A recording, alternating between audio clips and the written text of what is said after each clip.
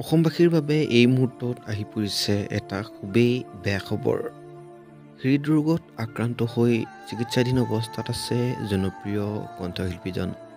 বন্ধু-বান্ধৱীসকল, অসমৰ জনপ্ৰিয় কণ্ঠশিল্পী ৰাজীৱ শদিয়া বৰ্তমান চিকিৎসাধীন অৱস্থাত আছে। গীত পৰিৱেশন কৰি থকা অৱস্থাতে হৃদৰোগত আক্ৰান্ত হৈ চিকিৎসাধীন অৱস্থাত আছে জনপ্ৰিয় কণ্ঠশিল্পী ৰাজীৱ শদিয়া। ৰাজীৱ শদিয়াই ন পুৰণি বহুতো কণ্ঠশিল্পীৰ লগতে গীত গাইছে। জুবিন গাৰ্গকে আদি কৰি বহুত ডাঙৰ কণ্ঠশিল্পীৰ লগত গীত গাইছে। ৰাজীৱ শদিয়াৰ বহুকেইটা জনপ্ৰিয় গীতো আছে। হয় বন্ধু-বান্ধৱীসকল, আজিৰ দিনটোত তেখেত চিকিৎসাধীন অৱস্থাত আছে হৃদৰোগত আক্ৰান্ত হৈ।